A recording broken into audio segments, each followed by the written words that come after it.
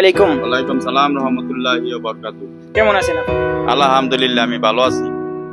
So আজকে আমাদের দেশের যে পরিস্থিতি, ছাত্ররা যে জানিয়ে রাজনীতি আন্দোলন করতেছে, যে কোটা নিয়ে আন্দোলন করতেছে, আপনি আপনার নিজের মতামত ব্যক্ত করুন। আপনি কি কোটার পক্ষে কি কোটার বিপক্ষে?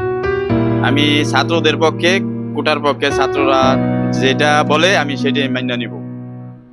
তাহলে আপনি চান ছাত্ররা আজকে যার জন্য মাঠে আছে ওদের দাবি সম্পূর্ণ মান্য নিক সরকার? সরকার মান্য নিক। আমি চাই সরকার মান্য নিক, আর যে সরকার না মান্য নেয় সে পদত্যাগ করুক। তাহলে আপনি চান সরকার যদি না মান্য নিতে পারে তাহলে সরকার পদত্যাগ করুক?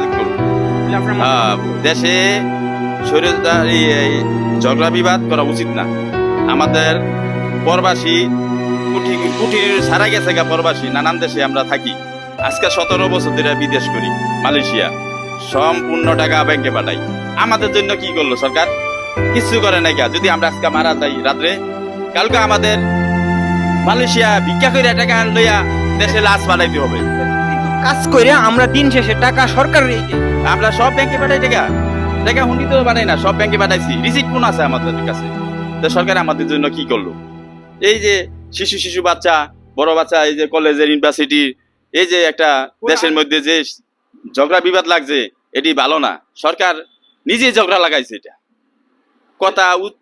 কথা এমন কথা বলা ঠিক না। সে একজন গণ্যমান্য ব্যক্তি, প্রধানমন্ত্রী দেশের, সে বুঝা কথা বলা উচিত। সে ছাত্রদের জন্য কিছু করা উচিত।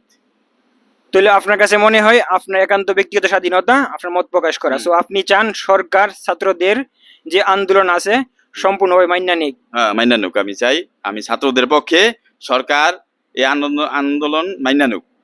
ধন্যবাদ আপনার মতামতের জন্য। আপনি ভালো থাকবেন, সুন্দর থাকবেন।